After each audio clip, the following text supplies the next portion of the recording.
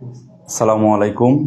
আতাদ্রিস online মাদ্রাসার আলিম 2027 ব্যাচের ICT online free ক্লাসে আপনাদেরকে স্বাগতম। তো আমরা আজকে আমাদের আইসিটি বিষয় সম্পর্কে জানবো। যেহেতু এখানে একটা কলেজের সিলেবাস অনুসরণ করা হয়, ওই সিলেবাস অনুসারে আমাদের যে যে টপিকগুলো আছে আমরা ওই অনুসারেই দেখব। তো দেখেন, আইসিটি ক্লাসের ক্ষেত্রে এরকম, এখানে কিছু কিছু বিষয় আমাদেরকে হয়তো নোট করার প্রয়োজন হয়, কিছু বিষয় আছে এগুলো আমার আবার বারবার প্র্যাকটিস করার প্রয়োজন হয়। তো এই ক্ষেত্রে আপনারা খাতা নিয়ে বসতে পারেন, যেগুলা আমরা প্র্যাকটিসের জন্য দিব, এগুলো আপনারা খাতায় লিখে আবার প্র্যাকটিস করে কমেন্টে অথবা আমাদের যে গ্রুপ আছে গ্রুপে এগুলো আপলোড দিতে পারেন। তো আমরা চলেন শুরুতে এই আইসিটির সিলেবাস সম্পর্কে একটু জানি। এটা আমাদের একেবারে মনে হয় নতুন, 9-10-এ আমাদের ছিল, সেখানে আইসিটি ছিল একটা 25 মার্কের পরীক্ষা হইতো।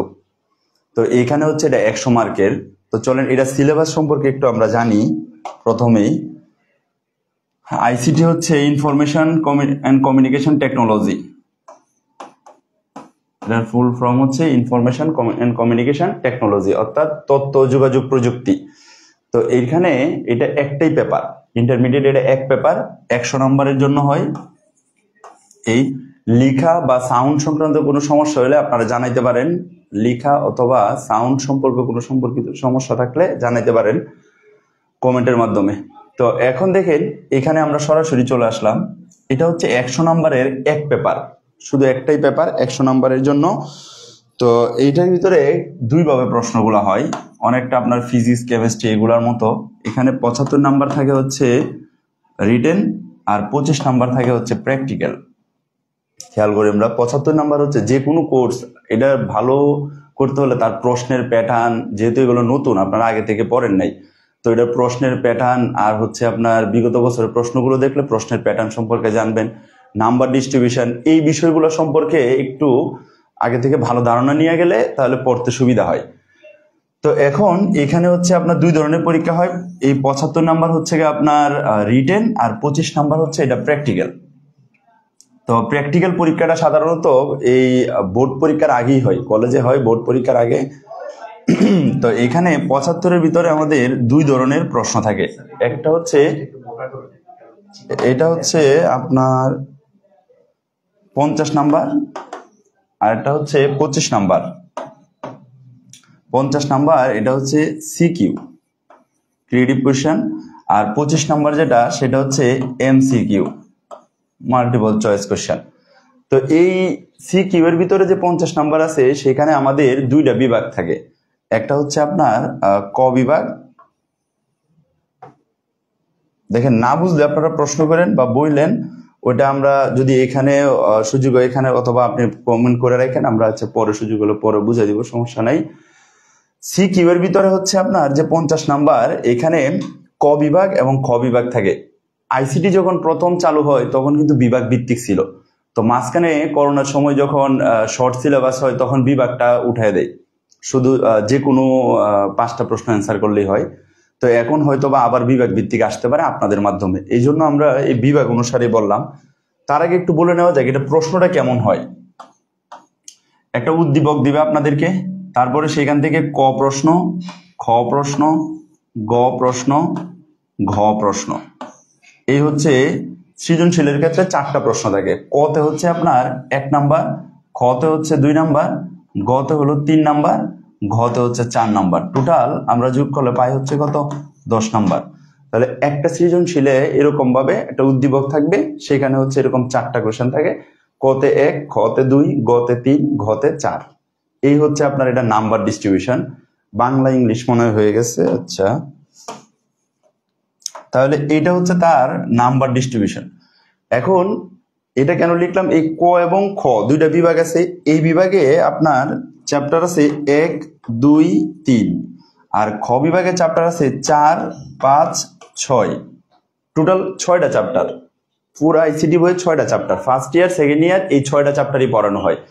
তো শুরুতে 1, 2, 3 এই চ্যাপ্টারগুলো থেকে আপনাদেরকে প্রশ্ন দেয় 4টা।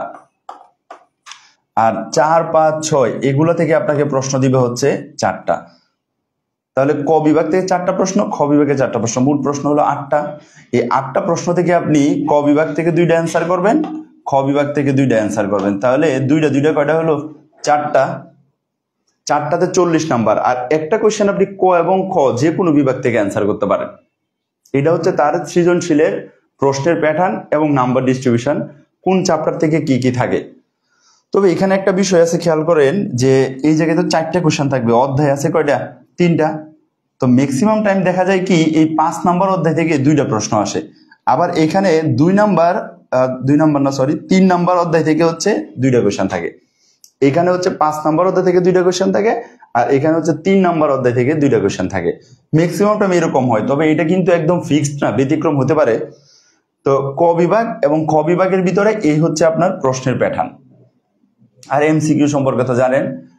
তো এইটা ছিল হচ্ছে আমাদের প্র্যাকটিক্যাল, এটার জন্য একটা আলাদা আপনাদের হচ্ছে আমাদের এখানে যে প্র্যাকটিক্যাল বিষয়গুলো আছে এগুলো আপনাদেরকে করতে দেয় ক্লাসে প্র্যাকটিক্যালের সময়। তো এটা সবাই হচ্ছে 6টা দেয়, 6টা থেকে যে কোনো 2টা বা একটা সলভ করে আর কি, এরকম। তো এই হচ্ছে আপনার এটা নাম্বার বন্টন বা সিলেবাস।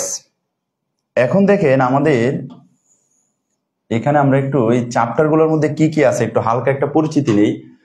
চ্যাপ্টার 1, 2, 3, 4, 5, 6, 6টা চ্যাপ্টার আছে।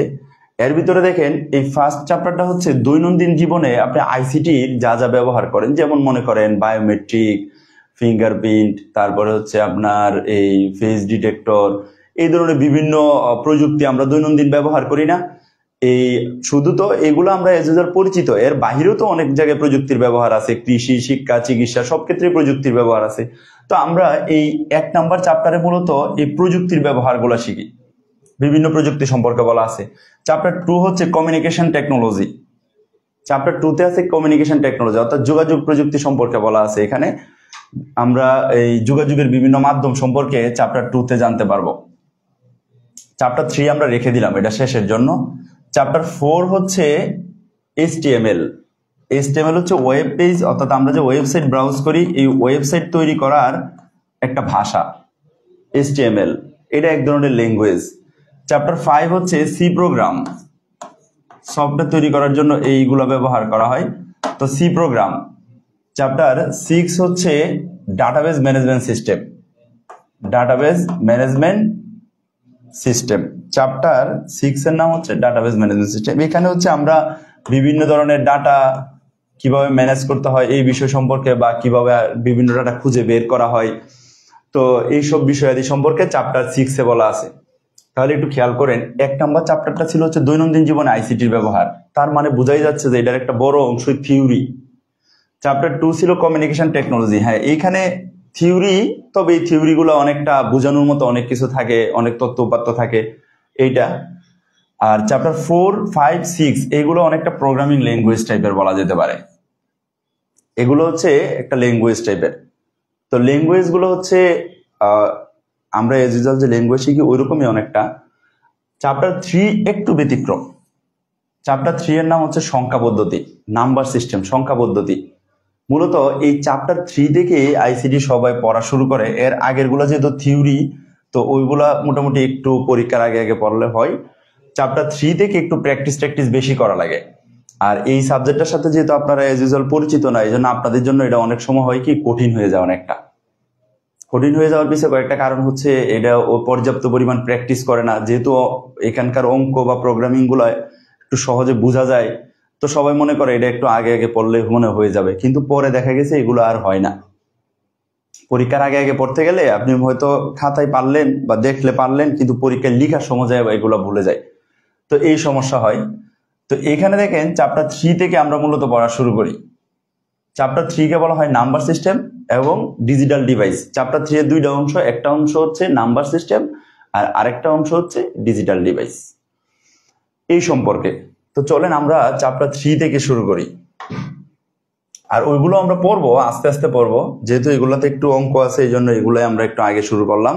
পরে থিওরি পার্টগুলো আমরা স্লাইড এবং শিট আলাদা করে আপনাদেরকে ডকুমেন্ট প্রদান করা হবে, ওই সময় আমরা এগুলো পড়বো। কারণ ওই ডকুমেন্টগুলো আপনাদের কাছে থাকলে তখন আপনারা আমরা যখন এই ক্লাসগুলো নিব ওই টাইমে আপনার হাতে ডকুমেন্ট থাকলে আপনি দেখতে পারতেছেন, প্লাস এখান থেকে বুঝতে পারতেছেন, দুইটাই সম্ভব হবে এই জন্য। তো চ্যাপ্টার 3.1 বলি এটাকে আমরা। 3.1 এটা হচ্ছে নাম্বার সিস্টেম।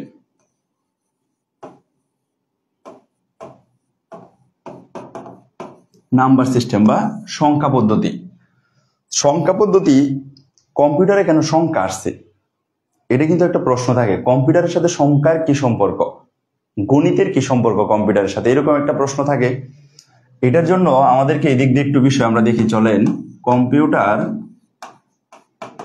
উৎপত্তি হয়েছে কোন শব্দ থেকে? কম্পিউট শব্দ থেকে। কম্পিউট শব্দের অর্থ কি? গণনাকারী, গণনা করা। কম্পিউট শব্দের অর্থ কি? গণনা করা। তো গণনা করা, গণনা করতে হলেই তো সংখ্যা লাগবে, সংখ্যা ছাড়া কি গণনা করা যায়? তার মানে কম্পিউটার এই গণনার জন্যই প্রথম তৈরি হয়েছিল। পৃথিবীতে প্রথম যখন কম্পিউটার সম্পর্কে, আধুনিক কম্পিউটারের জনক বলা হয় চার্লস বাবেজ, উনি যে কম্পিউটার সম্পর্কে বলছিল সেটা একটা গণনাকারী যন্ত্র হিসাবে বলছিল। কম্পিউটার সেই 1850-55 সালের দিকেও কম্পিউটার গণনার কাজ করতো। কম্পিউটার 1950 সালের দিকে গণনার কাজ করে, এখনো গণনার কাজ করে। এখন এই গণনার কাজটাকে আমরা আমাদের মতো করে বিভিন্ন কোডের মাধ্যমে বিভিন্ন কার্যাবলীগুলো সম্পাদন করি। এই বিষয় সম্পর্কে আমাদেরকে এই চ্যাপ্টার 3-তে বলা হবে। তো তার আগে আমরা এই সংখ্যা সম্পর্কে একটু জেনে আসি, যেহেতু কম্পিউটারের সাথে সংখ্যার একটা সম্পর্ক আছে। তো প্রথম থেকে আমরা সংখ্যা সম্পর্কে একটু জেনে আসি, এবং কেন এই সংখ্যা কম্পিউটারের সাথে জড়িত, এই বিষয়গুলো আমরা এই চ্যাপ্টারগুলোতে শিখবো। কি কিভাবে কম্পিউটারের সাথে সংখ্যা জড়িত, এখানে একাধিক নাম্বার সিস্টেম ব্যবহার করা হয়, তো এগুলো কিভাবে জড়িত হয় এই বিষয়গুলো আমরা এখানে জানবো। তো চলেন আমরা শুরুতে একটা বিষয় সম্পর্কে একটু জানি, সেটা হচ্ছে নাম্বার। নাম্বার যার বাংলা হচ্ছে সংখ্যা, আর একটা হচ্ছে ডিজিট। ডিজিট যার বাংলা হচ্ছে অঙ্ক। সংখ্যা কাকে বলে আর অঙ্ক কাকে বলে? অঙ্ক হচ্ছে কোনো সংখ্যা পদ্ধতির মৌলিক প্রতীকগুলারে বলা হয় অঙ্ক। কোন সংখ্যা পদ্ধতির মৌলিক প্রতীকগুলাকে বলা হয় হচ্ছে অঙ্ক। যেমন আমরা যে সংখ্যা পদ্ধতিটা ব্যবহার করি সেখানে 0, 1, 2, 3, 4, 5, 6, 7, 8, 9 কয়টা প্রতীক আছে? এখানে 9টা প্রতীক আছে। খেয়াল করেন বিষয়টা। আমরা যে সংখ্যা পদ্ধতিটা ব্যবহার করি সেখানে 0 থেকে 9 পর্যন্ত টোটাল 10টা প্রতীক ব্যবহার করি আমরা। তাহলে এই যে প্রতীকগুলো আছে, এই প্রতীকগুলাকে বলা হয় হচ্ছে অঙ্ক। সিঙ্গেল এরকম একটা অঙ্ক, মানে সিঙ্গেল একটা একটা করে যদি থাকে এদেরকে বলা হয় অঙ্ক। আর সংখ্যা হচ্ছে এক বা একাধিক অঙ্কের সমন্বয়ে যেটা তৈরি হয় ওটাকে বলা হয় সংখ্যা। এক বা একাধিক অঙ্কের সমন্বয়ে যেটা তৈরি হয় তাকে বলা হয় কি? সংখ্যা। যেমন মনে করেন আমরা যদি এখানে লিখি 37, কত লিখলাম আমরা? 37। তাহলে এটা কি অঙ্ক না সংখ্যা? কি হতে পারে? অঙ্ক না সংখ্যা? এখানে দেখেন এই পুরাটা হচ্ছে একটা কি? সংখ্যা। পুরাটা একটা সংখ্যা, কারণ এখানে 2টা ডিজিট আছে, 2টা অঙ্ক আছে। এই জায়গায় কয়টা অঙ্ক আছে? 2টা, একটা 3, একটা 7। আর পুরাটা হচ্ছে একটা কি? সংখ্যা। আবার ধরেন আমরা লিখলাম 7। 7 এটা কি? সংখ্যা না অঙ্ক? 7 এটা মূলত সংখ্যা এবং অঙ্ক উভয়ই। সিঙ্গেল ডিজিট যদি থাকে এটা সংখ্যা অঙ্ক উভয়ই হয়, উভয়ই বলা যায়। তো এই হচ্ছে আপনার সংখ্যা এবং অঙ্ক। এই বিষয়টা আমাদের পরে কাজে লাগবে, এই জন্য বলে রাখলাম। সংখ্যা হচ্ছে কোনো সংখ্যা, নাম্বার যা, এটা হচ্ছে এক বা একাধিক অঙ্কের সমন্বয়ে যেটা তৈরি করা হয় এটাকে বলা হয় সংখ্যা। আর শুধু কোনো সংখ্যা পদ্ধতির যে মৌলিক প্রতীকগুলো তাদেরকে বলা হয় অঙ্ক। বুঝা গেল ব্যাপারটা? তো এখন দেখেন সংখ্যা পদ্ধতির সাথে বোর্ড বই আমরা দেখবো সংখ্যা পদ্ধতির এক ইতিহাস, যা থেকে ইদানিং এমসিকিউ প্রশ্ন আসে, প্রচুর পরিমাণে এমসিকিউ প্রশ্ন আসে। খুব সম্ভবত এই বছর পরীক্ষায়ও আসছে যে বীজভিত্তিক সংখ্যা পদ্ধতি কারা ব্যবহার করে, এই টাইপের। তো এরকম এই সংখ্যা পদ্ধতি থেকে বেশ কিছু ইতিহাস আমাদের আসে। তো সেই হিসাবে আমরা এই সংখ্যা পদ্ধতিটা কি করতে পারি? ইতিহাসটা একটু জেনে নিতে পারি। এটা এখানে আপাতত আপনাদেরকে যে শীটটা দেওয়া হবে সেই শীটের একটা কপি এখানে আছে। তো এই জায়গায় দেখেন আমরা শুরুতে এখান থেকে একটু দেখতে পারি। আশা করি আপনাদের দেখতে অসুবিধা হচ্ছে না। তো আমরা একটু বড় করে নিলাম। এই যে দেখেন সংখ্যা পদ্ধতির ইতিহাসের কথা বলতে গেলে আমাদেরকে শুরুতেই বলতে হয় হচ্ছে এই যে পৃথিবীতে সংখ্যা আমরা দুইভাবে পাওয়া যায় সংখ্যা, একটা হচ্ছে আপনার লিখিত সংখ্যা, আর একটা হচ্ছে অলিখিত সংখ্যা। লিখিত সংখ্যা সর্বপ্রথম পাওয়া যায় হচ্ছে মিশরীয় সভ্যতায়। মিশরীয় সভ্যতায় সর্বপ্রথম লিখিত সংখ্যার ধারণা পাওয়া যায়। মিশরীয়রা যে সংখ্যা পদ্ধতি ব্যবহার করত, সেই সংখ্যা পদ্ধতিতে তারা 10টা মৌলিক প্রতীক ব্যবহার করত। কয়টা? 10টা। আবারও বলতেছি, মিশরীয়রা যে সংখ্যা পদ্ধতি ব্যবহার করত সেখানে তারা ব্যবহার করত 10টা মৌলিক প্রতীক। তো কোনো একটা সংখ্যা পদ্ধতিতে যে কয়টা মৌলিক প্রতীক ব্যবহার করা হয় তাকে বলা হয় তার বেজ বা ভিত্তি। আবারও বলতেছি, কোনো সংখ্যা পদ্ধতিতে যে কয়টা মৌলিক প্রতীক ব্যবহার করা হয় তাকে বলা হয় তার বেজ বা ভিত্তি।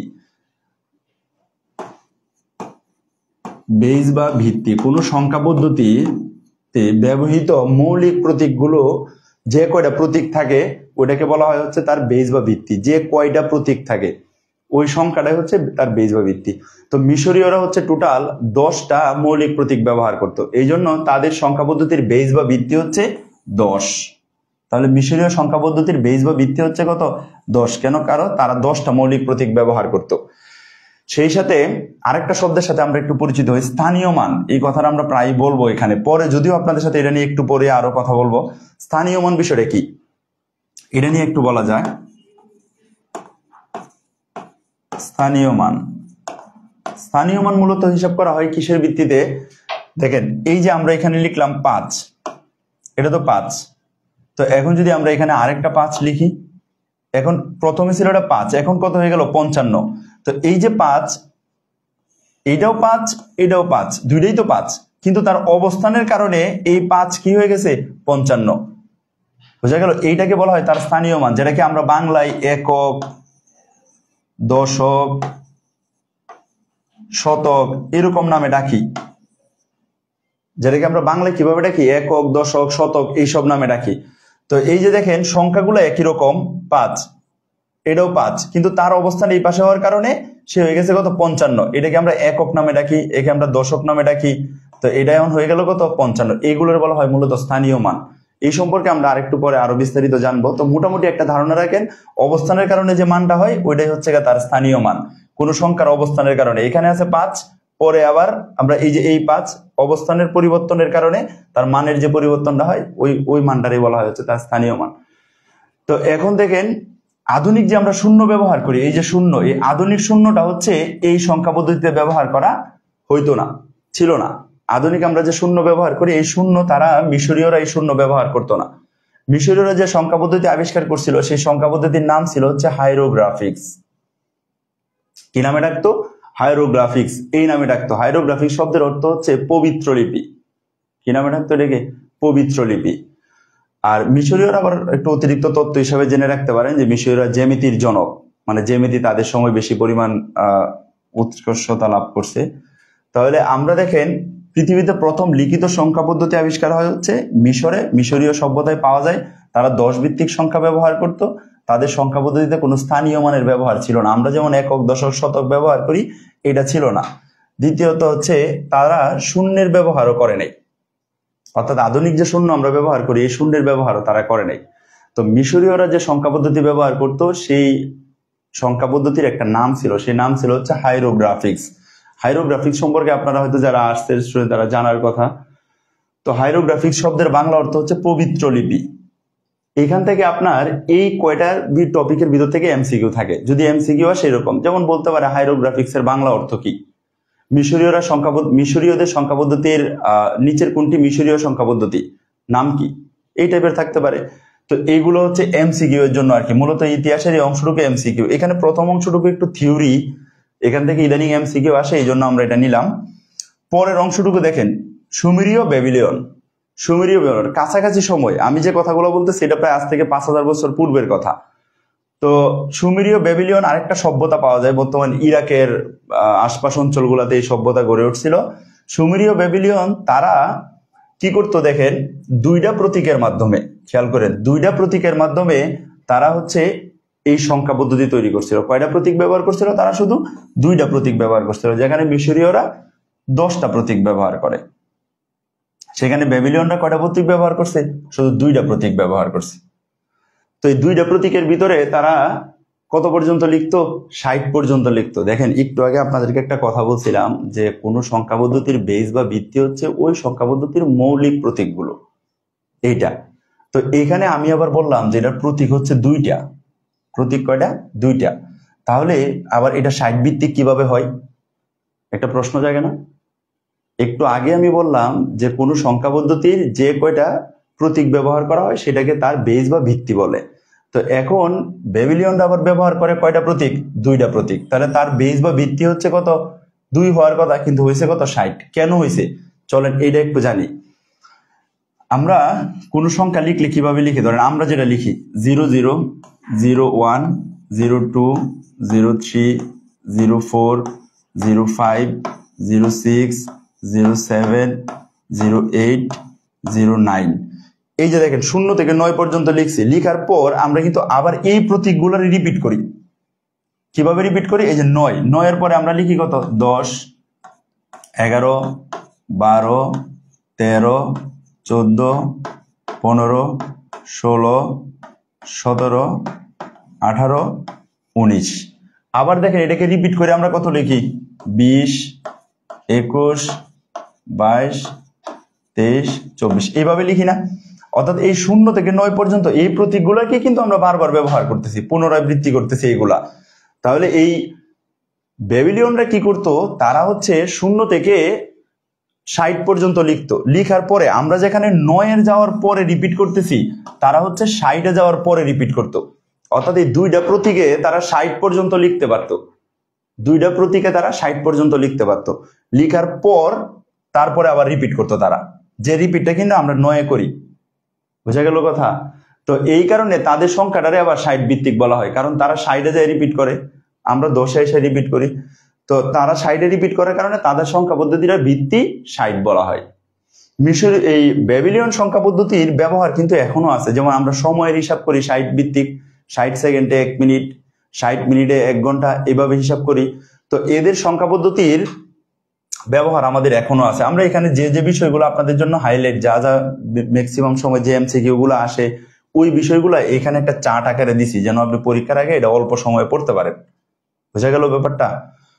তো এবার আসেন, এই মাঝখানে গ্রিক সংখ্যা পদ্ধতি আছে। তারা হচ্ছে মিশরীয় এবং বেবিলিয়নদের কাছ থেকে উদ্ভূত হইয়া নিজেরা এই মিশরীয় এবং বেবিলিয়নদের সংখ্যা পদ্ধতির বিষয়গুলা তাদের গ্রিক বর্ণমালায় প্রকাশ করছে।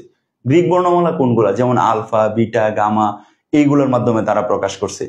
তো এই কারণে এই গ্রিকদের সংখ্যা পদ্ধতির এখন আর তেমন ব্যবহার পাওয়া যায় না। গ্রিকদের পর রোমান সাম্রাজ্য যখন আসলো, তখন রোমানরা আবার আরেকটা সংখ্যা পদ্ধতি তৈরি করছে। হ্যাঁ, তবে রোমানদের সংখ্যা পদ্ধতির ব্যবহার এখনো আছে। চলুন রোমান সংখ্যা পদ্ধতি সম্পর্কে আমরা একটু দেখি। রোমান সংখ্যা পদ্ধতিতে আমরা কি লিখি? 1 1, তারপরে আসে হচ্ছে আপনার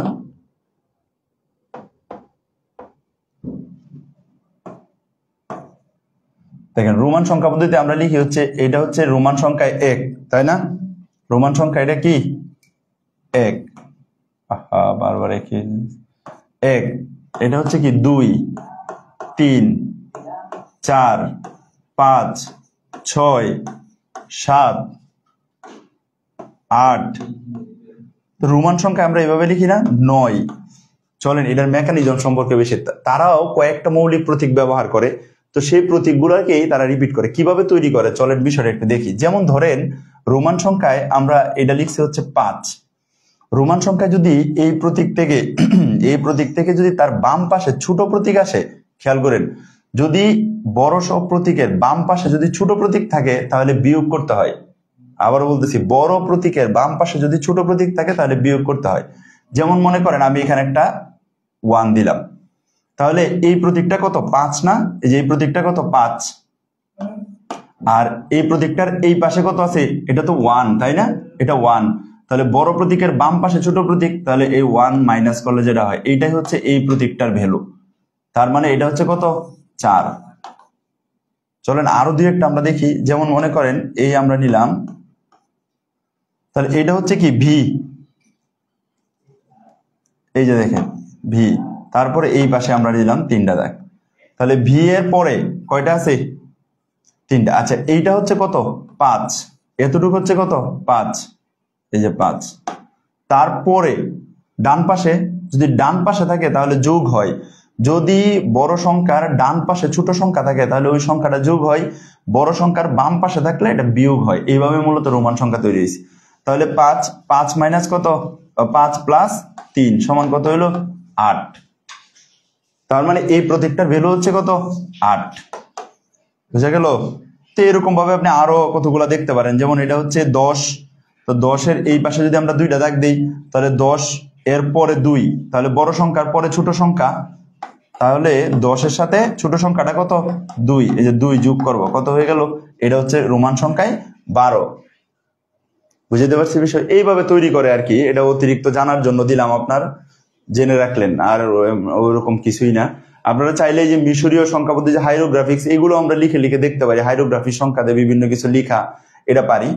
তো এরা আসলে স্থানীয় মান ব্যবহার করতো না, এরা এইভাবে মূলত সংখ্যাগুলা লিখতো। তো এরপরে আরেকটা ইম্পর্টেন্ট প্রশ্ন হচ্ছে এই মায়ান সভ্যতা। মায়ানরা একটা নতুন সংখ্যা পদ্ধতি তৈরি করে, সেই সংখ্যা পদ্ধতিটা হচ্ছে 20 ভিত্তিক। তারা আবার কি করতো দেখেন, 3টা প্রতীক ব্যবহার করে, খেয়াল করেন একটু, তারা আবার 3টা প্রতীক ব্যবহার করে 20 পর্যন্ত লিখতো।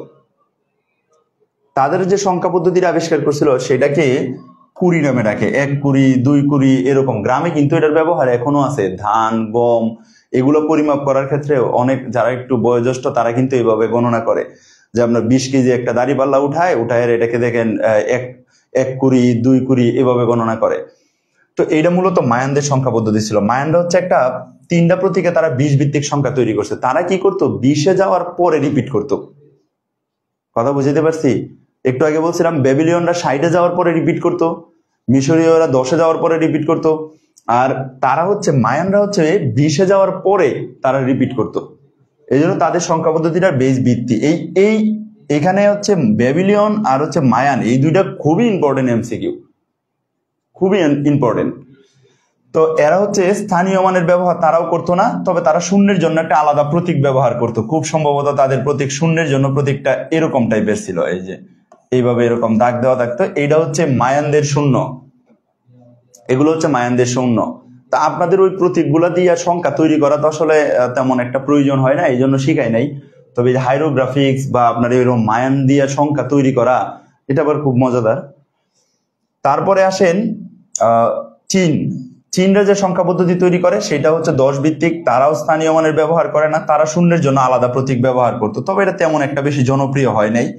ভারতীয় সংখ্যা পদ্ধতি, আমরা বর্তমানে যে সংখ্যা পদ্ধতি ব্যবহার করি এটা মূলত হচ্ছে এই আরব এবং ভারতীয় তারা দুইজন মিলে তৈরি করছে।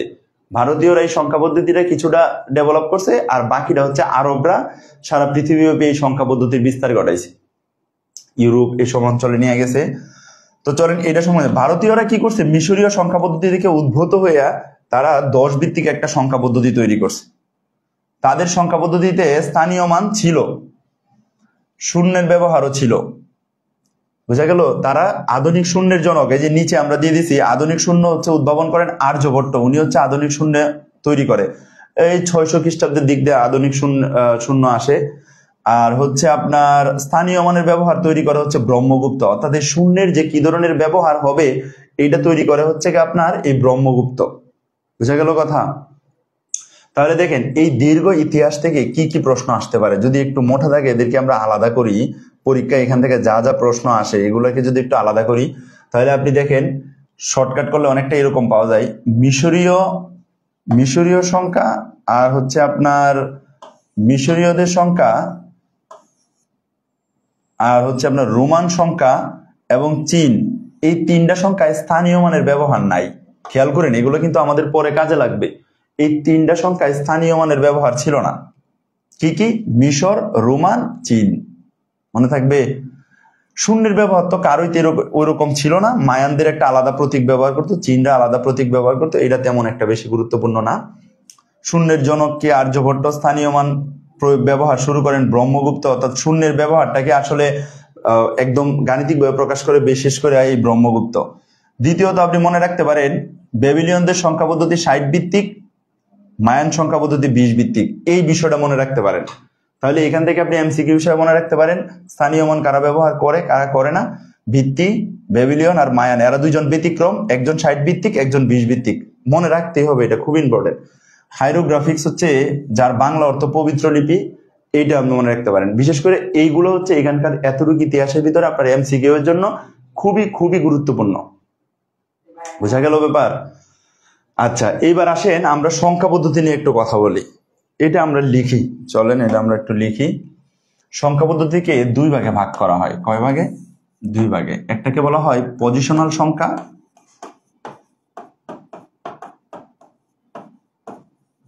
পজিশনাল সংখ্যা বাংলায় বলে স্থানিক, আর একটা হচ্ছে নন পজিশনাল সংখ্যা, বাংলায় বলে অস্থানিক।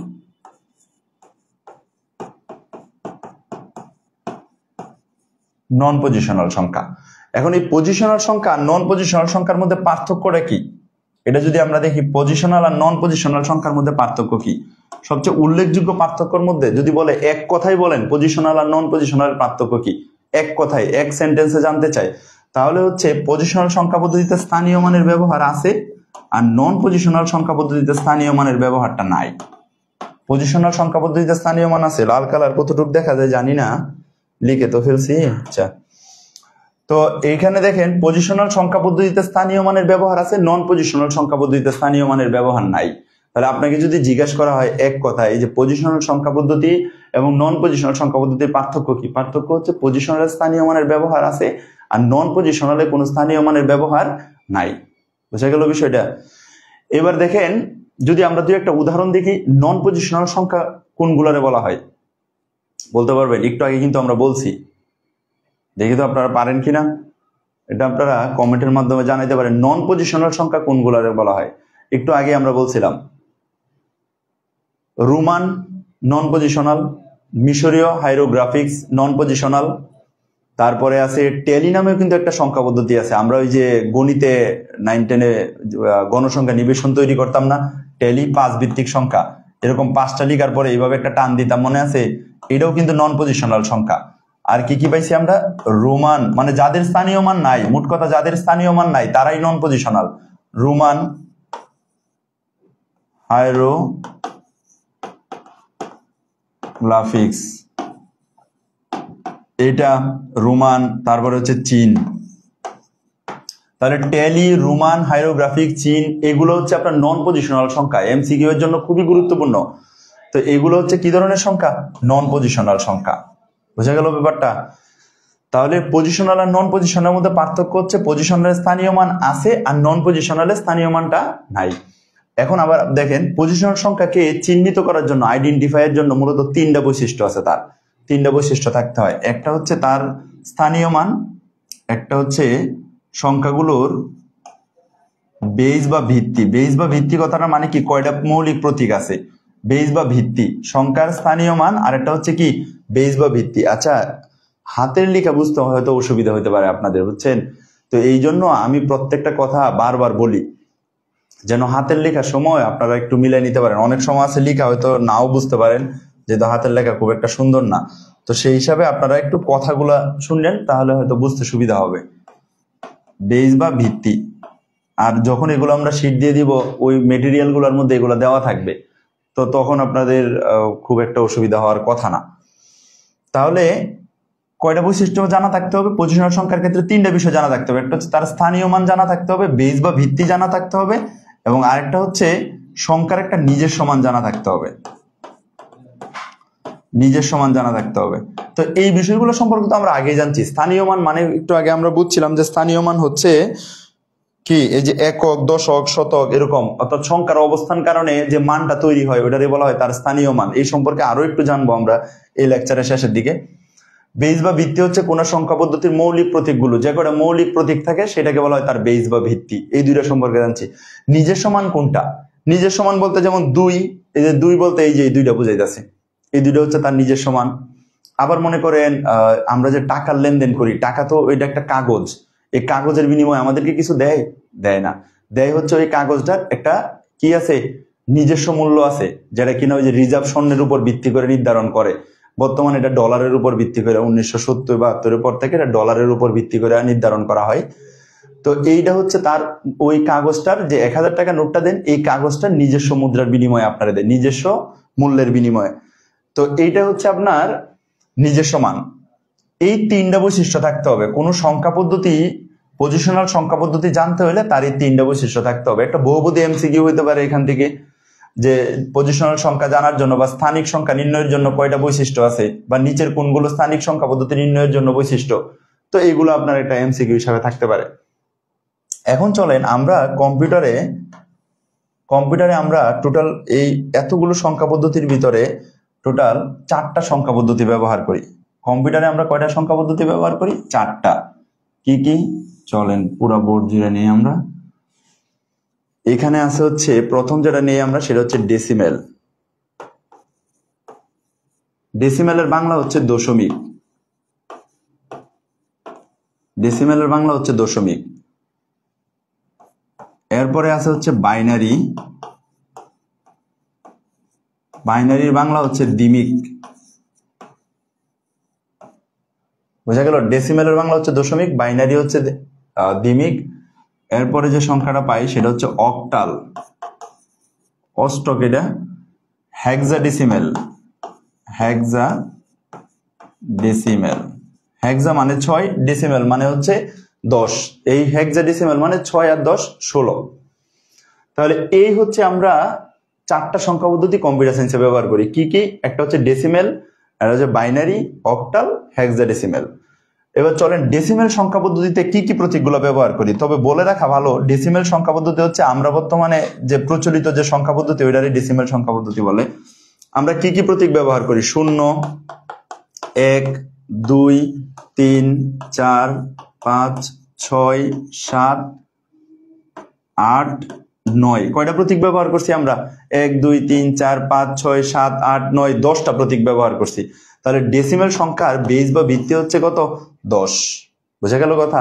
ডেসিমেল সংখ্যার বেস বা ভিত্তি কত? 10। কে তো আমরা 0 থেকে কত পর্যন্ত ব্যবহার করছি? 10 পর্যন্ত। 0 থেকে 9 পর্যন্ত, দুঃখিত, 0 থেকে 9 পর্যন্ত। তাহলে টোটাল কয়টা প্রতীক আছে? 10টা প্রতীক আছে। বাইনারিতে ব্যবহার করা হয় হচ্ছে 0, 1। কয়টা প্রতীক হইল? 2টা প্রতীক। বোঝা গেল? বাইনারিতে ব্যবহার করা হয় হচ্ছে 0 আর 1। কয়টা প্রতীক? 2টা। আমরা ভিন্ন কালার ব্যবহার করতে পারতাম, কিন্তু এটা ক্যামেরায় ঠিক কতটুকু স্পষ্ট ধারণা না থাকার কারণে ব্যবহার করা যাচ্ছে না। 0, 1, 2, 3, 4, 5, 6, 7। কয়টা প্রতীক ব্যবহার করছি আমরা এখানে? 0 থেকে 7 পর্যন্ত। তাহলে প্রতীক হচ্ছে কয়টা? 8টা। খেয়াল করেন, 1, 2, 3, 4, 5, 6, 7, 8টা প্রতীক। এবার চলেন হেক্সাডেসিমেলে দেখি এখানে টোটাল কয়টা প্রতীক। হেক্সা মানে 6 আর ডেসিমেল মানে হচ্ছে কত? 10। তাহলে 6 আর 10 16টা প্রতীক হবে। চলেন দেখি। 0, 1, 2, 3, 4, 5, 6, 7, 8, 9। 9 পরে আমরা 10 না লিখে লিখি এ। 10 পরিবর্তে লিখি এ। 11 পরিবর্তে লিখি বি।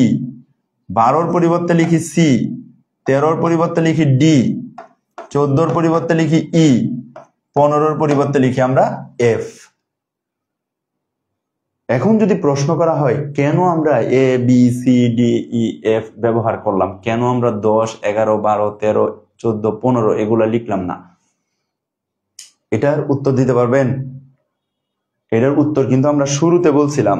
শুরুতে আপনাদেরকে ওই যে নাম্বার এবং ডিজিট বলছিলাম। কোন সংখ্যা পদ্ধতির মৌলিক প্রতীকগুলো হচ্ছে ডিজিট, অঙ্ক। খেয়াল করেন তো, কোন সংখ্যা পদ্ধতির মৌলিক প্রতীকগুলো হচ্ছে কি? তার অঙ্ক। এখন খেয়াল করেন, আমরা যদি এখানে এ না লিখে 10 লিখতাম, 10 কি মৌলিক প্রতীক হইতো? 10 তো অঙ্ক হইতো না, 10 তো সংখ্যা হয়ে যেত। আবার বলতেছি আমি, খেয়াল করেন, আমরা শুরুতে বলছি কোন সংখ্যা পদ্ধতির ব্যবহৃত মৌলিক প্রতীকগুলো হচ্ছে অঙ্ক। তাহলে এখানে যদি আমরা 9 পরে 10 লিখতাম, 10 কি হয়ে যেত? এটা 10 তো সংখ্যা হয়ে যেত, অঙ্ক তো হইতো না। তাহলে কি কোনো নাম্বার সিস্টেমের মৌলিক প্রতীক হইতো এটা? তো এই জন্য এখানে আমরা মনে মনে হিসাব করবো সবসময় 10, কিন্তু লিখবো এ। মনে মনে হিসাব করবো আমরা 11, কিন্তু লিখবো বি। হিসাব করবো হচ্ছে আমরা সি, তবে লিখবো সি, হিসাব করবো আমরা 12। এইভাবে আমরা ডি এর পরিবর্তে 13, ই এর পরিবর্তে 14, সি এফ এর পরিবর্তে 15। তো এখন যদি প্রশ্ন করা হয় যে এইগুলা থেকে আমরা কেন A B C D E F ব্যবহার করছি, তাহলে কারণ হচ্ছে এগুলা তার মৌলিক প্রতীক হয় না। যদি 10, 11, 12 এগুলো ব্যবহার করতাম, মৌলিক প্রতীক হয় না। বোঝা গেল বিষয়? তো যেহেতু এগুলো আপনাদের রেকর্ড থাকে ক্লাস, আপনারা চাইলে পরে আবার করতে পারেন। তো এখন দেখেন এইখানে আমরা কয়টা প্রতীক পাইছি? 16টা। তাহলে এর বেস বা ভিত্তি হচ্ছে কত? 16। এখন এই বেস বা ভিত্তিটা কি কাজে লাগে চলেন আমরা একটা বিষয় সম্পর্কে একটু দেখি। কি কাজে লাগে এই সম্পর্কে আমরা আর একটু ধারণা নেই। ধরেন আমি লিখলাম একটা সংখ্যা 1011, ব্র্যাকেট দিলাম দুই পাশে দিলা। একই সংখ্যা আবার আমরা এখানেও লিখলাম 1011, একই সংখ্যা আমরা এখানেও লিখলাম 1011, একই সংখ্যা আমরা এখানে লিখলাম। দেখেন এই যে সংখ্যাগুলো লিখছি, এখন এইটা কোন সংখ্যা পদ্ধতি অনুসরণ করে? যদি 4টা সংখ্যা পদ্ধতির কথা আমরা বলি, কি ডেসিমেল, বাইনারি, অক্টাল, হেক্সাডেসিমেল, 4টা সংখ্যা পদ্ধতির মধ্যে এই সংখ্যা পদ্ধতিটা কোন, অর্থাৎ এই সংখ্যাটা কোন সংখ্যা পদ্ধতি অনুসরণ করে বলতে পারবেন? আচ্ছা দেখেন বলি, এটা হচ্ছে অনলাইনে তো নিজেই প্রশ্ন করতে হয়, নিজে উত্তর দিতে হয়। এখানে দেখেন একটা সংখ্যা তার কোন সংখ্যা পদ্ধতি অনুসরণ করে সেটা আমরা জানতে পারি হচ্ছে ওই সংখ্যার প্রতীকগুলো দেখা। খেয়াল করেন, কোনো একটা সংখ্যা এটা কোন নাম্বার সিস্টেমের মধ্যে আছে এটা আমরা জানতে পারি হচ্ছে তার প্রতীকগুলো দেখে। এখন এখানে দেখেন 1011, এই 1 আর 0 এই প্রতীকগুলো কোন কোন নাম্বার সিস্টেমে আছে? এটা ডেসিমেলে আছে? এই যে এটা কি ডেসিমেলে আছে? হ্যাঁ, ডেসিমেলে তো 0 আর 1 আছে, এই যে, তাহলে এইটা ডেসিমেল নাম্বার সিস্টেমের মধ্যে হয়। আবার এই সংখ্যা কি বাইনারিতে আছে? 1 আর 0 তো বাইনারিতেও আছে, তাহলে এই সংখ্যা পদ্ধতির মধ্যে হয়। আবার দেখেন 1 আর 0 কিন্তু অক্টালেও আছে, এই সংখ্যা পদ্ধতিতেও আছে, সেই সাথে হেক্সাডেসিমেলেও আছে। তাহলে একটা বিষয় খেয়াল করেন, এই যে সংখ্যাগুলা, এই যে সংখ্যাটা আমরা লিখছি, একটা সংখ্যাই তো আমরা 4বার লিখছি, এই যে সংখ্যাটা লিখলাম, এই সংখ্যাটা কিন্তু এই সংখ্যার ব্যবহৃত প্রতীকগুলো 4টা সংখ্যা পদ্ধতির মধ্যেই আছে। তাহলে আমরা কিভাবে বুঝবো এটা কোন সংখ্যা পদ্ধতি অনুসরণ করে? খেয়াল করেন কিভাবে বুঝবো? এইটা বুঝতে হবে হচ্ছে তার বেস বা ভিত্তি দেখে। এই যে এটা একটু সাফিক্সে থাকে, তুলনামূলক একটু নিচে থাকে সাফিক্স। তো কত, যদি এখানে আমি 10 দিই তাহলে এই প্রতীকগুলাই এটা ডেসিমেল নাম্বার সিস্টেম। আবার সেম সংখ্যা যদি এখানে আমরা 2 দেই তাহলে এটা বাইনারি নাম্বার সিস্টেম। আবার একই সংখ্যা যদি আমরা এখানে কি দেই 8 দেই তাহলে এটা হচ্ছে অক্টাল নাম্বার সিস্টেম। আবার ধরেন একই সংখ্যা যদি এখানে আমরা 16 দেই তাহলে এটা কি হয়? Hexadecimal number system. খেয়াল করছেন? অর্থাৎ এই বেস বা ভিত্তির মাধ্যমে হচ্ছে এই সংখ্যাটা কোন নাম্বার সিস্টেম অনুসরণ করে এটা আমরা বের করতে পারি। বেস বা ভিত্তির মাধ্যমে এই সংখ্যা পদ্ধতি, বেস বা ভিত্তির মাধ্যমে এই সংখ্যাটা কোন সংখ্যা পদ্ধতি অনুসরণ করে এটা আমরা নির্ণয় করতে পারি।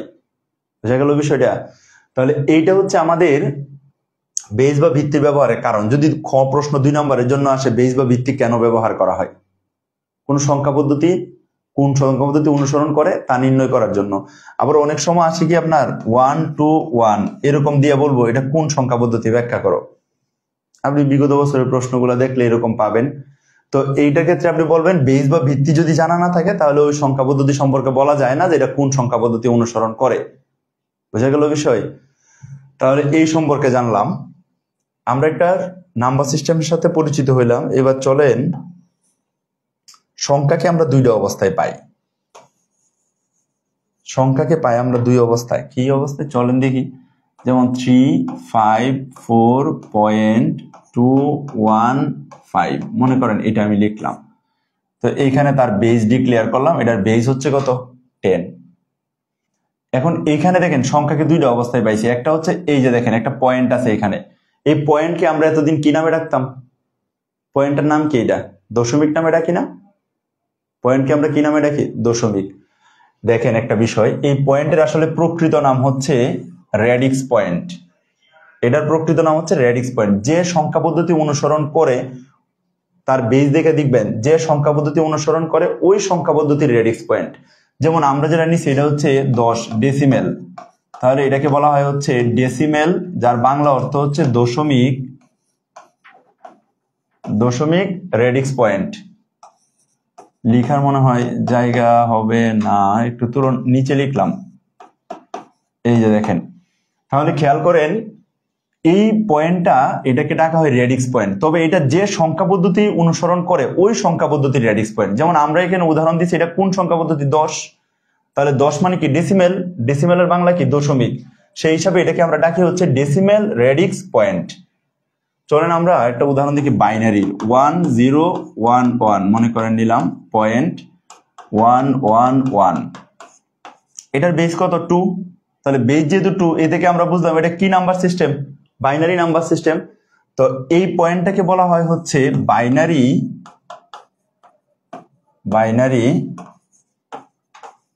Radix point.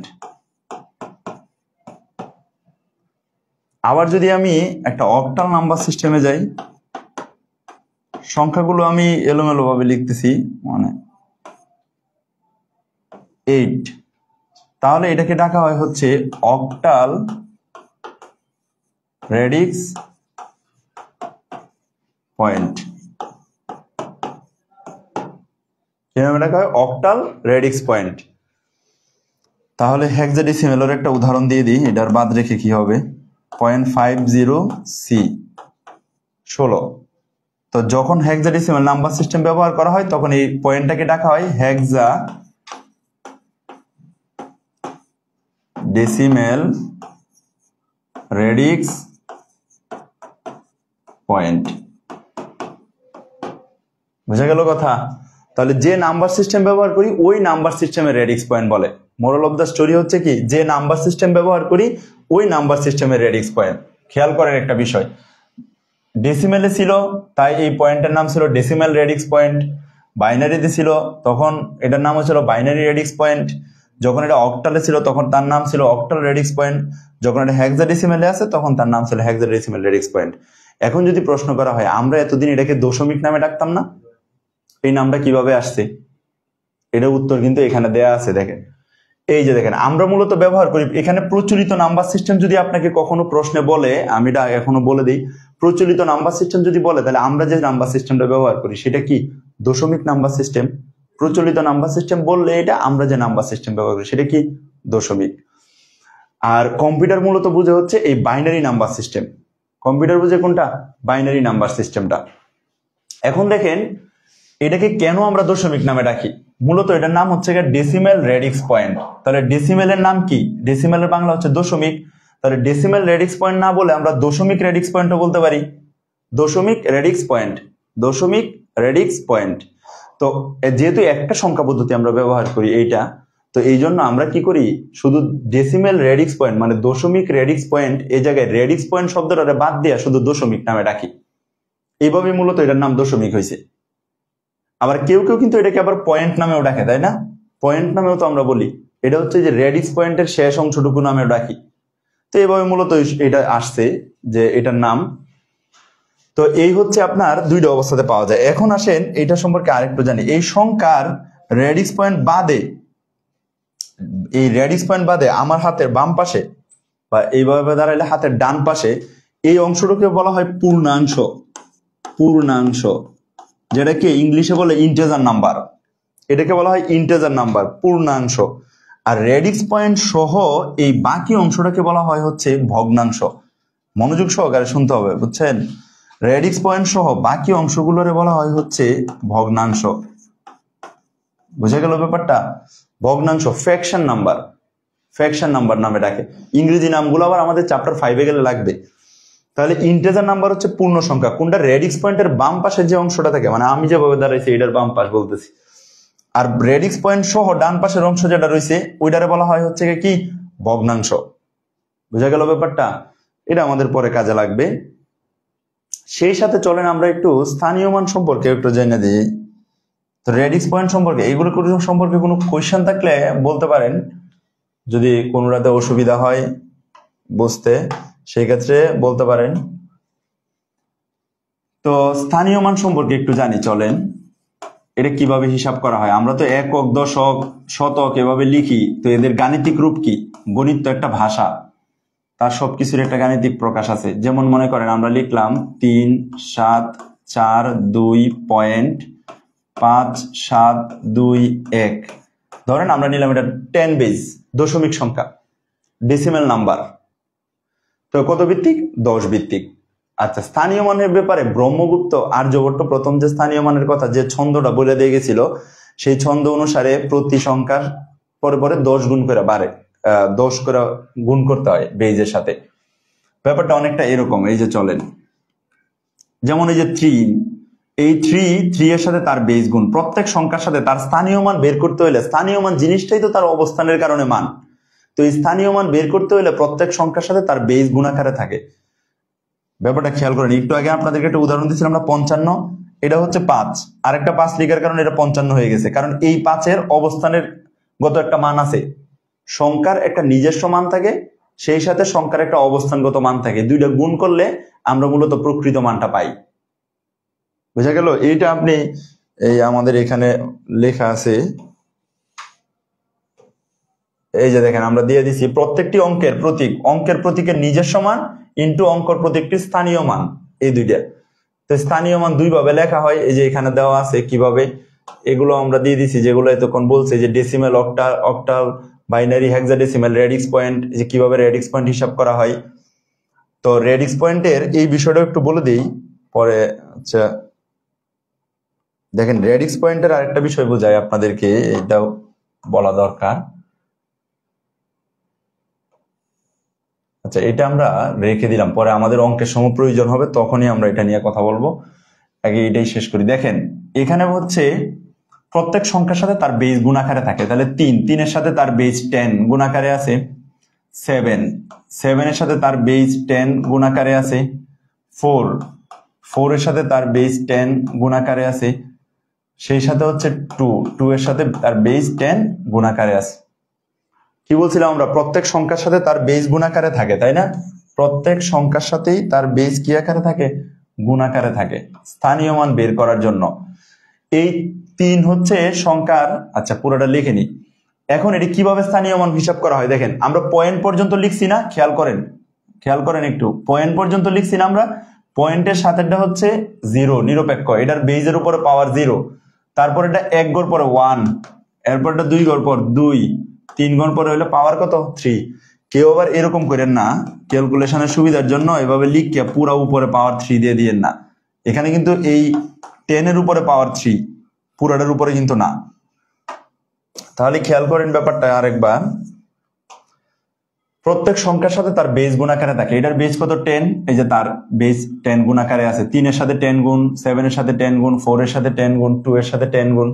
এই পয়েন্টের সাথে যেটা আছে এই পাশের ক্ষেত্রে, বাম পাশের ক্ষেত্রে 0, 1, 2, 3, পয়েন্টের পরের গুলো হচ্ছে তার বিপরীত, সেখানে কত আছে? 5 ইন্টু 10 টু দি পাওয়ার, এটা হচ্ছে -1, পয়েন্টের বিপরীত পাশে, এই জন্য -1, প্লাস পরে কত আছে? 7 ইন্টু 10 -2, আমি নিচে লিখলাম, উপরে তো জায়গা হবে না, প্লাস কত নিলাম আমরা? আচ্ছা উপরে একটা জায়গা হবে, এটাকে এই পাশে নিয়ে আসি একটু, দেখেন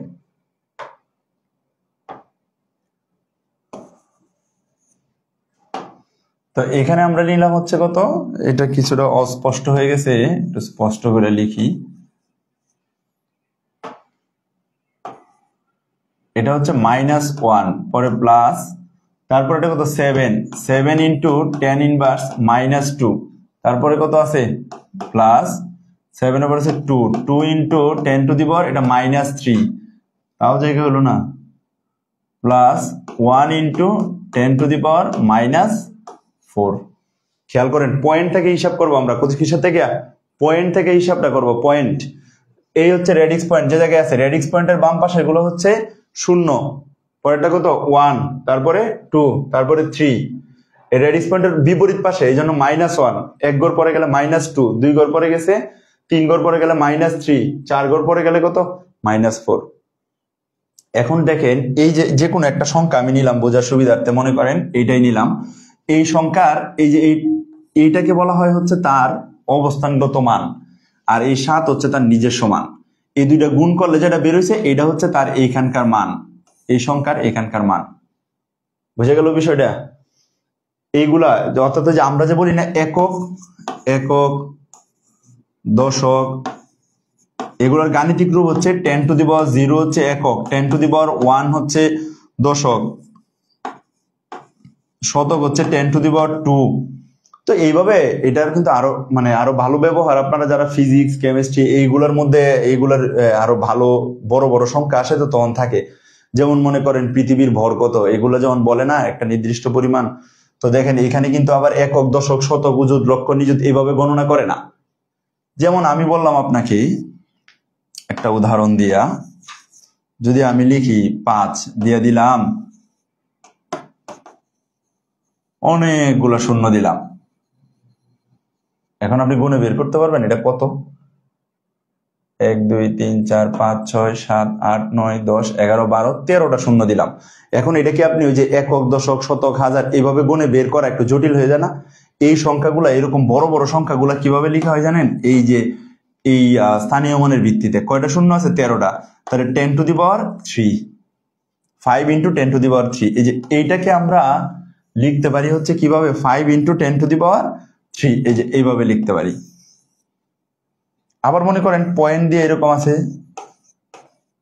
অনেকগুলা শূন্য আছে, মনে করেন অনেকগুলা শূন্য দিয়ে আমি লিখলাম এখানে 7। তাহলে কয়টা শূন্য আছে? 1 2 3 4 5 6 7 8 9 10। তাহলে 7 × 10⁻⁻10 মনে হয় 10টাই দেবো ছিলাম। 1 2 3 4 5 6 7 8 9 10। হ্যাঁ, 7 × 10⁻10। কেন? এটা তো পয়েন্টের পরে, এই জন্য মাইনাস, 10টা শূন্য আছে, এই যে 10। তো বড় বড় সংখ্যাগুলো মূলত এই স্থানীয় মানের ভিত্তিতে লেখা হয়। আমরা তো ছোট ছোট সংখ্যা হিসাব করি, এগুলো একক, দশক, শতক, অযুত, লক্ষ, নিযুত, কোটি এইভাবে হিসাব করতে পারি, কিন্তু বড় সংখ্যাগুলো এভাবে হিসাব করা যায় না। তখন এইগুলা লেখার জন্য আপনার এই বেইজের প্রয়োজন হয়। বোঝা গেল ব্যাপার? তো এইগুলো হচ্ছে আপনার, এই হচ্ছে আপনার স্থানীয় মান সম্পর্কে একটু ধারণা। এইভাবে মূলত স্থানীয় মান হিসাব করা হয়। প্রত্যেকটা সংখ্যার আমরা যে মান বের করি তার সাথে নিজস্ব মান আর হচ্ছে তার স্থানীয় মান, এই দুইটা গুণ করে মূলত ওই সংখ্যার মান বের করা হয়। 10⁻0 মানে হচ্ছে একক, 10⁻1 হচ্ছে দশক, 10⁻2 হচ্ছে শতক, এভাবে। আচ্ছা, এইখানে দেখেন এই সংখ্যাগুলোর মধ্যে সব থেকে বেশি গুরুত্বপূর্ণ সংখ্যা হচ্ছে যার বেজের উপরে পাওয়ার সব থেকে বেশি, কে? উনাকে বলা হয় MSB। বোঝা গেল? উনাকে বলা হয় MSB, মোস্ট সিগনিফিক্যান্ট বিট। কি নামে ডাকে? Most significant bit. আর এটার পাওয়ার সব থেকে কম, এটাকে বলা হয় LSB, least significant bit. Least significant bit, এক হয়ে যেতেছে। এটাকে বলা হয় লিস্ট সিগনিফিক্যান্ট বিট, আর এটাকে বলা হয় কি? Most significant bit. এই বিষয়টা আমাদের পরে অনেক কাজে লাগবে। তো বিট শব্দটা যেহেতু আসছে, আচ্ছা বিটের সাথে একটু আমরা পরিচিত হয়ে নেই, চলেন। তাহলে এটা আবারও বললাম, পাওয়ার যার বেজের উপরে পাওয়ার বেশি তাকে বলা হয় হচ্ছে মোস্ট সিগনিফিক্যান্ট বিট, আর যার বেজের উপরে পাওয়ার কম সব থেকে তাকে বলা হয় লিস্ট সিগনিফিক্যান্ট বিট। এখন চলেন আমরা আরেকটা বিষয় সম্পর্কে একটু জানি, বিট বাইট এগুলো সম্পর্কে একটু জানি। তো বিট মূলত বাইনারি 0 অথবা 1কে মূলত বলা হয় বিট। বাইনারি 0 অথবা 1কে বলা হয় কি? বিট। বোঝা গেল কথা? বাইনারি 0 অথবা 1কে বলা হয় বিট। এরকম 4টা বিট, 4টা 0 4টা 1 এরকম হইতে পারে, 1 0 1 এরকম যে কোনো কিছু হইতে পারে। মূলত 4টা বিট একত্রে তৈরি হলে এটাকে বলা হয় নিবল। 4টা বিট একত্রে তৈরি করা হলে এটাকে বলা হয় কি? নিবল। এই ধরনের 8টা বিট বোঝার সুবিধার জন্য আমি লিখছি, কিন্তু এগুলো যে এরকম সংখ্যায় হবে এমন কিন্তু না। মানে 1 আর 0 ফিক্সড না, এগুলো আগে পরে হইতে পারে, সমস্যা নাই। এরকম 8টা বিট যদি থাকে তাহলে এটাকে বলা হয় হচ্ছে 1 বাইট। কি নাম এটাকে? 1 বাইট। বোঝা গেল বিষয়? আর এই বাইটের সাথে যদি আপনি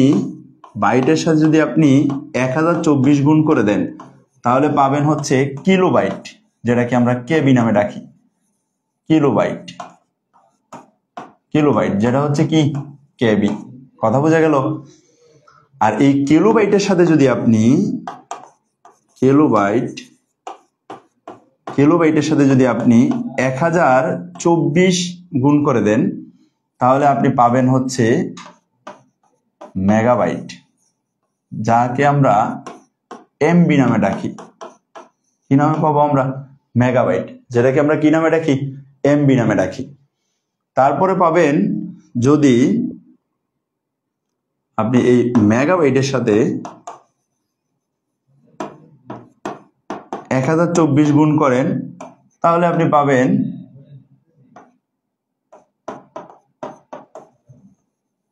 গিগাবাইট, যাকে আমরা জিবি নামে ডাকি। তো জিবি নামে ডাকি। তো এরকম আপনার আরো আছে টেরাবাইট, আরো অনেকগুলো এখন আবিষ্কার হয়েছে, ব্যবহার হচ্ছে। টেরাবাইট পর্যন্ত আমরা জনগণ পাইতেছি, বাকিগুলো এখন পর্যন্ত আমাদের হাতের নাগালে আসে নাই। তাহলে ক্ষুদ্রতম এককের নাম হচ্ছে কি? বিট। বাইনারি 0 অথবা 1 কে বলা হয় বিট। বাইনারি 0 অথবা 1 কে বলা হয় কি? বিট। এরকম 4টা বিট একসাথে হলে এটাকে বলা হয় নিবল। আমি কিন্তু এই 4টা 0 হবে বা 4টাই 1 হবে এটা কিন্তু ফিক্সড না, মানে বিট হিসাব করে বলতেছি, বোঝার সুবিধার জন্য এগুলো লিখছি আর কি। 4টা বিট যদি হয় একত্রে এটাকে বলা হয় নিবল। 8টা বিট যদি একসাথে হয় তাহলে ওই 8টা বিটকে বলা হয় 1 বাইট। 8টা বিটকে বলা হয় 1 বাইট। তো এরকম 1024 বাইটের সাথে যদি 1024 গুণ করেন তাহলে আপনি যেটা পাবেন সেটা হচ্ছে কিলোবাইট বা কেবি। কিলোবাইটের সাথে যদি আপনি 1024 গুণ করেন তাহলে যা পাবেন সেটা হচ্ছে মেগাবাইট বা এমবি। আর মেগাবাইটের সাথে যদি আপনি গুণ করেন 1024 তাহলে পাবেন গিগাবাইট। বোঝা গেল? তো এগুলো কিন্তু রূপান্তরের অঙ্ক মোটামুটি এখন পর্যন্ত ওইভাবে আসা শুরু হয় নাই, তবে কবে যে শুরু হয় তার তো ঠিক নাই। সেই ক্ষেত্রে আপনি একটু মনে রাখতে পারেন, একটা উদাহরণ দিয়ে যদি অনেক সময় হয়ে গেছে আমাদের। ধরেন এরকম দেওয়া আছে যে এত বিট সমান সমান কত এমবি। মনে করেন এটা দিস, একটা প্রশ্ন দিল আপনাকে যে এত বিট সমান সমান কত এমবি। তো এইটা আমরা কিভাবে সমাধান করব? দেখেন, এটা হচ্ছে যদি মনে রাখেন, যদি ছোট একক থেকে বড় এককের দিকে যাই, খেয়াল করেন, যদি ছোট একক থেকে বড় এককের দিকে আসি আমরা, ছোট একক থেকে যদি এরকম ছোট একক থেকে যদি বড় এককের দিকে আসি তাহলে আমরা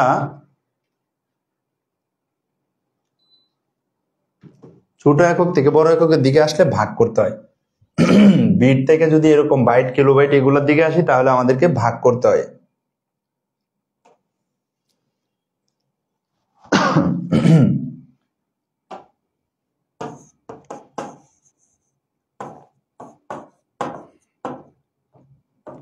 বিষয়টা কেমন? এই যে দেন,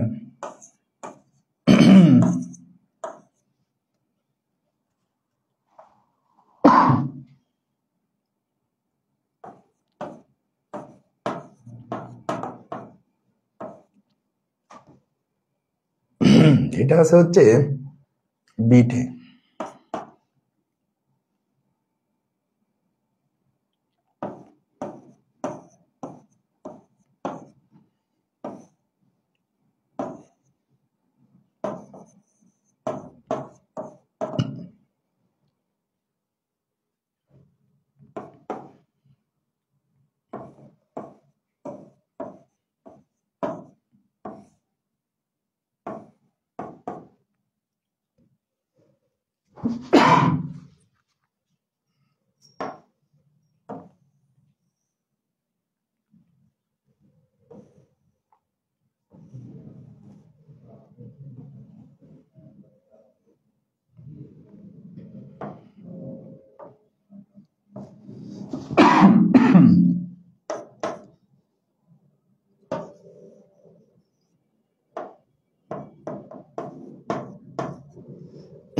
দেখেন, ছোট একক থেকে যদি বড় এককের দিকে আসি আমরা, এই যে বিট থেকে আমরা কিসে আসতেছি? মেগাবাইট। তাহলে বিট থেকে প্রথমে আমাদেরকে আসতে হবে বাইটে, আর বাইটে আসতে হলে কি করতে হবে? 8 দ্বারা ভাগ করতে হবে। পরে বাইট থেকে যখন আপনি কিলোবাইটে যাবেন, কেবি, তখন 1024 দ্বারা ভাগ করতে হবে। আবার যখন আপনি এটাকে যখন আপনি কিসে যাবেন? এমবিতে যাবেন, তখন আর একটা 1024 দ্বারা ভাগ করতে হবে, তাহলে আপনি এমবি পেয়ে গেলেন। তাহলে কি আমাদেরকে দেওয়া আছে হচ্ছে এত বিট সমান সমান কত এমবি। বিট হচ্ছে ছোট একক, এমবি হচ্ছে বড় একক। ছোট এককের থেকে বড় এককের দিকে যাইতে হইলে ভাগ করতে হয়। তাহলে বিট থেকে প্রথমে বাইটে আসলাম, বাইটে আসার জন্য কত দ্বারা ভাগ করলাম? 8 দ্বারা ভাগ করলাম। এরপরে আমাদেরকে বাইট থেকে আসতে হবে কিলোবাইটে। কিলোবাইটে আসার জন্য আমরা কি করলাম, 1024 দ্বারা ভাগ করলাম। কিলোবাইট থেকে মেগাবাইটে, মেগাবাইটে আসার জন্য 1024 দ্বারা ভাগ করলাম। তো এটা ক্যালকুলেশন করলে যে মান পাবেন সেটাই হচ্ছে এত মেগাবাইট। এরকম 2-4টা প্র্যাকটিস করতে পারেন, যেমন মনে করেন এত বিট সমান সমান কত জিবি। আপনার প্র্যাকটিস করতে পারেন হচ্ছে যে এত বিট সমান সমান কত এমবি। তো এরকম কয়েকটা প্র্যাকটিস করতে পারেন। এগুলো আবার চ্যাপ্টার 2তেও কিছুটা আছে। তো মোটামুটি আমরা আজকে অনেক পড়লাম। এই জায়গায় আমরা মোটামুটি অনেকটুকু করলাম। এই যে দেখেন এখানে কতগুলো দেওয়া আছে, এই যে এই জায়গায় ক্যালকুলেশন করা আছে। এখানে বড় একক থেকে ছোট এককে রূপান্তর করতে হলে গুণ করতে হবে। এই যে বড় একক থেকে ছোট এককে যেতে হলে গুণ করতে হয়, ছোট একক থেকে বড় একক গেলে ভাগ করতে হয়। এখানে 2টা দেওয়া আছে, প্র্যাকটিসের জন্য এরকম দেওয়া আছে। আমাদের পুরো শীটটাই কিন্তু এরকম। এখানে দেখেন বড় একক থেকে ছোট একক যেতে হলে গুণ করতে হয়, যে গুণ করে একটা উদাহরণ দেওয়া আছে, কিছু প্র্যাকটিস দেওয়া আছে। আপনি যদি আমাদের পুরো শীটটা দেখেন তাহলে এখানে আমরা প্রত্যেকটা নিয়মের পরে এরকম প্রতিটা একটা প্র্যাকটিস সেশন রাখছি আপনাদের জন্য, যে এগুলো আপনারা নিজেরা প্র্যাকটিস করবেন বিভিন্ন ধরনের। এই যে এটা হচ্ছে আরেকটা পদ্ধতি, এই পদ্ধতির শেষে এই পদ্ধতির কতগুলো প্র্যাকটিস দেওয়া আছে। আসলে এটা তো অল্পতে পারা যায়, এই জন্য যদি প্র্যাকটিস না করা হয় তাহলে এটা দীর্ঘ সময় লাস্টিং করে না ব্রেইনে। তারপর এরকম প্রত্যেকটা নিয়মের শেষে এরকম ভাবে দেওয়া আছে। তো এই প্রথম অংশের ভিতরে আমরা টোটাল যে কয়টা নিয়ম শিখছি তাদের একসাথে এখানে একটা প্র্যাকটিস সেশন দেওয়া আছে, প্রায় 70টার মতো এই ধরনের দেওয়া আছে, বিভিন্ন সংখ্যা পদ্ধতি রূপান্তর এগুলা। তো এই জায়গায় প্র্যাকটিস দেওয়া আছে। আবার মনে করেন আপনাদেরকে যুগের নিয়ম শিখাইলাম, তারপরে এখানে আবার আমরা আরো কতগুলো যুগের প্র্যাকটিস রাখছি, সেই সাথে এখানে কিছু খ প্রশ্ন এমসিকিউ যেগুলো যুগের সাথে সাদৃশ্যপূর্ণ এগুলো আমরা এখানে দিয়ে দিছি। আবার আসেন বিয়োগের ক্ষেত্রে, এরকম বিয়োগের দেয়া আছে। তো এইভাবে মূলত প্রত্যেকটা সেকশন এইভাবে রাখা হয়েছে, পরে আবার একটার জন্য সিকিউ রাখা আছে। বুঝা গেল বিষয়টা? ওইরকম প্রতিটাই রাখা আছে। তো আজকে এই পর্যন্তই ইনশাল্লাহ। আশা করি আপনাদের বুঝতে খুব একটা অসুবিধা হয় নাই। তারপরে যদি হয় তাহলে ইনশাল্লাহ আপনারা জানাইতে পারেন কমেন্টের মাধ্যমে, অথবা হচ্ছে আমাদের যখন রেগুলার ক্লাস যখন শুরু হবে তখন এইগুলা প্রবলেম সলভের জন্য আমরা আপনাদেরকে আগে একটু সময় দিব, যে এই সময়টুকুর মধ্যে যাদের যাদের প্রবলেম আছে তারা ওইগুলা জমা দিবেন। তো আমাদের টিম ওইগুলা থেকে এই আপনাদের প্রবলেমগুলা প্রশ্নগুলো ফাইন্ড আউট করে দিবে। ক্লাসে আমরা এটা একটু করে দিব, যে সমস্যাগুলো আপনাদের আছে এগুলা রিভিউ করে দিব আর কি, যে কিভাবে সমাধান করবেন। আর প্র্যাকটিসের জন্য আলাদা করে প্র্যাকটিস শিট দেওয়া হবে, ওইখানে যেগুলো দেওয়া হবে ক্লাসের আগে। ধরেন আজকে যে লেকচার শেষ হয়েছে এটার একটা শিট এই দিন দিয়ে দেওয়া হবে, আপনারা ওই দিন ওইটা সলভ করে যে গ্রুপ আছে গ্রুপে দিয়ে দিবেন, বা যে মাধ্যমে জমা দিতে পারেন। এরপরে আমরা এটা চেক করে দেখব এইভাবে প্রত্যেকটা। তারপর যখন চ্যাপ্টার শেষ হবে সিকিউ এর জন্য আছে, আপনারা সিকিউ সলভ করবেন, ওগুলোর মধ্যে যে সমস্যা হয় এগুলো আবার জমা দিতে পারেন। তো এই পর্যন্ত ইনশাল্লাহ দোয়া করবেন। আশা করি ভবিষ্যতে ইনশাল্লাহ দেখা হবে। তো ভালো সময় কাটলো। আল্লাহ হাফেজ, আসসালামু আলাইকুম।